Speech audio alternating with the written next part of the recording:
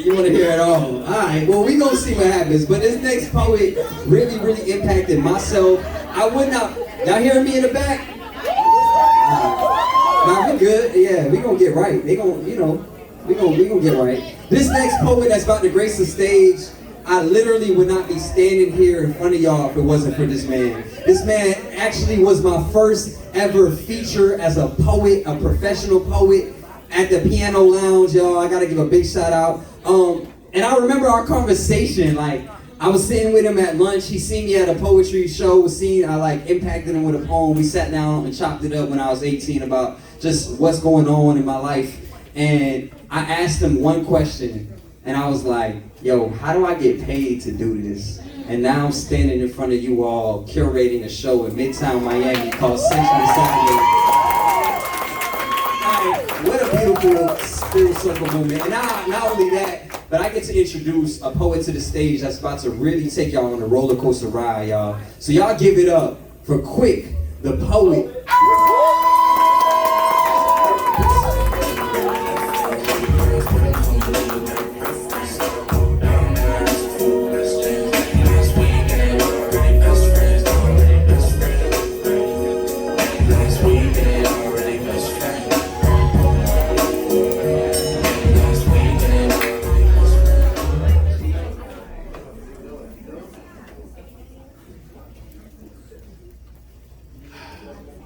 Not used to grown men hugging each other. That's it. Y'all nervous as shit. Ladies and gentlemen, if y'all would, and man, God rest my mama's soul on this one. To hear John talk about the reality of what we sat down with. When I met him when he was 18, incredible young man. I was telling his people,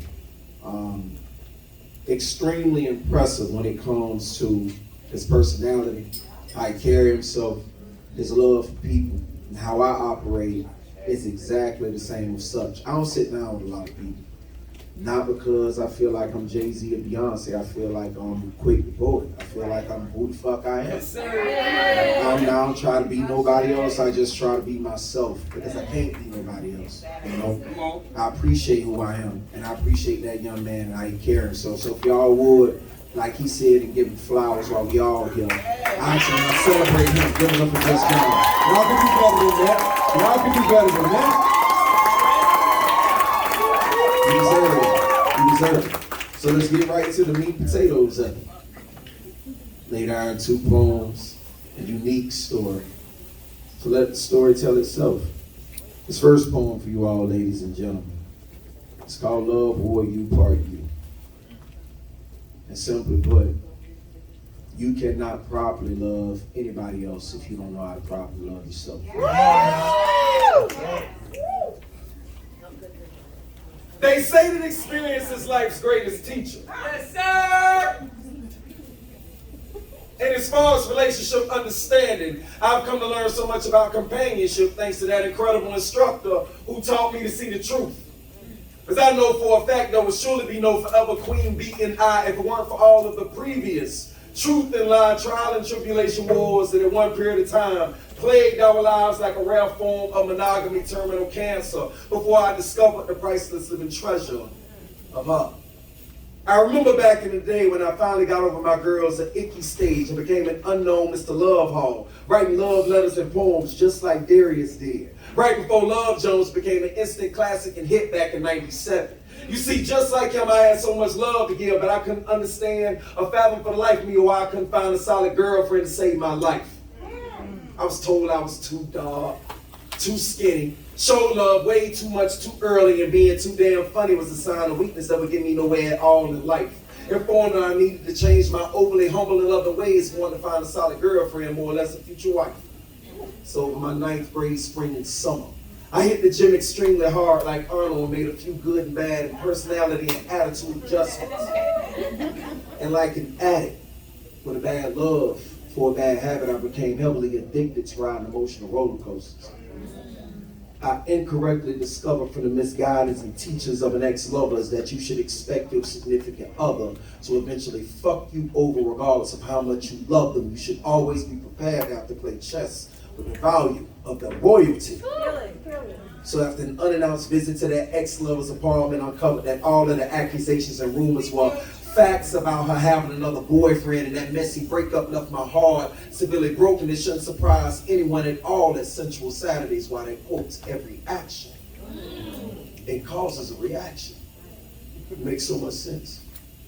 Quite a few hearts were unintentionally broken on that long road to recovery due to the cause and effects of my interactions with that ex-lover.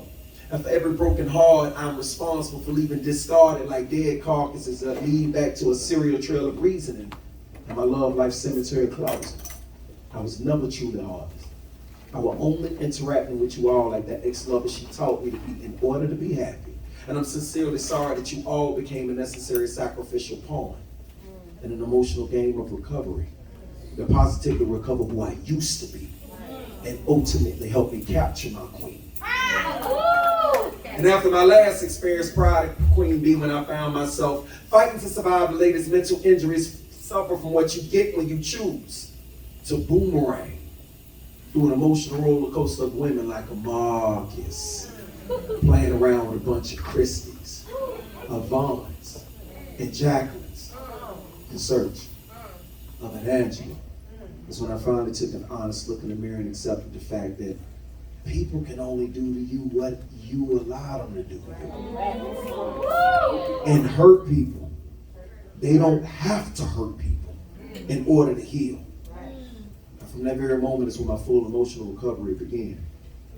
The moment that you discover that your relationship and interaction with anyone has gone from that feeling of life invigoration to that Vivian Green realization that loving and interacting with that person, it ain't nothing healthy. It's time for you to get off that ride. There was never a question that you can't. The question was always, will you choose to listen to your experiences and exit that ride before it derails while you are on it? And it's too late. It sounds like you. Exit before it's too late.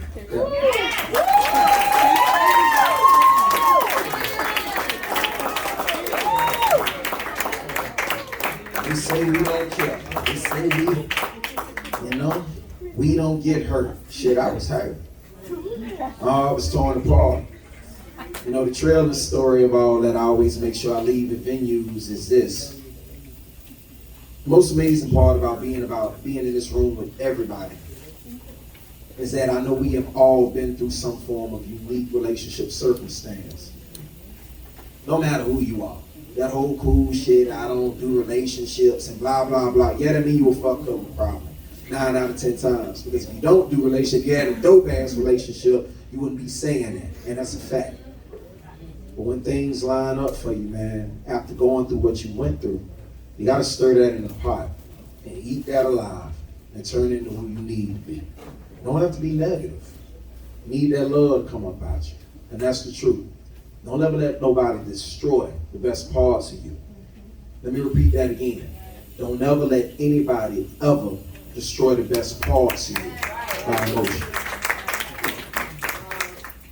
So with that being said, I think this would be a perfect poem to close with. I like taking folks on unique roller coaster rides. Y'all had a chance to see me grow, at least in that previous poem, where I got through my trial and tribulation. I want to take a different turn. I got my kings in the building, I got my queens in the building. That means all of us. But sometimes we need another heightened level of inspiration. Come on. Ladies and gentlemen, I look forward to rocking with you all in the future.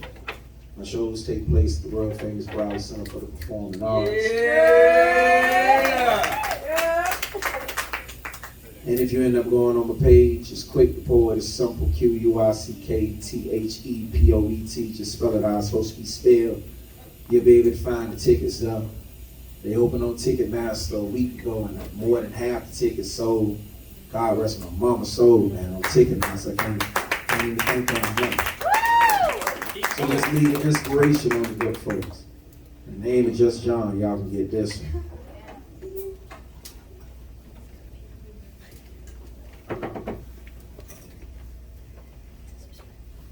And just like that, I was right back where that all started. On the corner of 35th Avenue and 19th Street in Westport Park, living back at my late grandmother Hattie's house. Sitting in the very same tough place that taught me how to persevere through anything, showing me how putting in years of hard work, it could truly pay off. But equally the same place that taught me how in the blink of an eye you can lose it all. Facing 24 of the darkest hours I've arguably had to face alive just after losing it all. I remember like it was just yesterday. It was in the late summer of 2002 when I was less than 24 hours removed from a much different lifestyle than the one I was accustomed to growing up in the Fort Lauderdale city limits of Broward County. But the day-to-day wake-up calls and reminders for me were having to listen to the police sirens race by on their way to save somebody. On their way to investigate another lifeless body, unsurprisingly, discarded in my beautiful coastline city by somebody, were finally replaced by the sweet sounds of birds chirping outside of my windowsill as my new alarm clock ringing off in the early mornings. Warning me that it was time to rise and shine and get it together because see, Coach Herm Elvis didn't tolerate his players being late for practice. You see, even the slightest bit of tardy seconds can get you heavy fines snatched up out of your check in addition to the hundreds of Washingtons lost up out of my check. Lord knows I don't want any of that. Damn, I remember those good old days, short-lived, when I used to be a Chicago Bear and a New York Jet. What the more problems due to the more money lifestyle that Notorious Big he so artistically spoke about in that classic Life After Death album were much more preferred than allowed. Stressing like an honorable soldier when mistakenly dishonorably discharged after serving his and or her country for so many years in battle.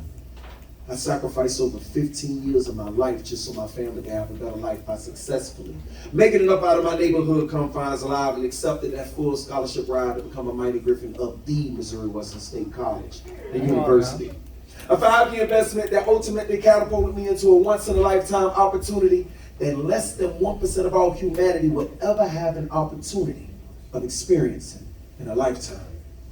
To be so easily shipped back to my hometown like a FedEx package that was sent to the wrong address in the first place. All because of a mistake that started from a misunderstanding between Chad Pennington and I. It had to be a mistake. They had me sitting in my late grandmother Hattie's living room like a real Tom Hanks castaway on the verge of being broken to the point where hopes don't have a chance of being rescued from misery's company, praying on someone or somebody to please save me. Come on, quick. Come on, quick.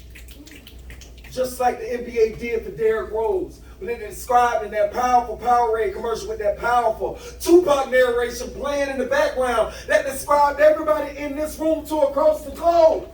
We are all just a kid from somewhere who in one way or another discovered that Winston Churchill, he was absolutely right when he said that success is not final. Failure is not fatal. It is the courage that counts to keep going. Yes, right. Like when Michael Jordan was cut from his team when he was 16, but he kept going. When Oprah Winfrey, she was told by so many people she would never make it in TV, but she kept going. What about this incredible story about this Fort Lauderdale kid I know who's incredible wrong with a pig skin and came to an abrupt end? It's amazing what happened to him when he chose to pick that pen and pad back up and he put that damn pain down in that poetry. Come on. Woo! Yeah. Regardless how adversity corners your life story, you never give up on the rest of your life. You keep going. And you watch what happens. And you keep going. Sensual Saturday. Make some noise for yourself. Let's keep going!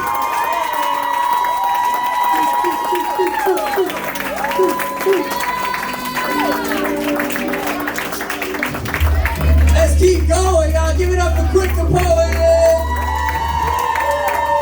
Hey, you live, man. Y'all look so beautiful tonight.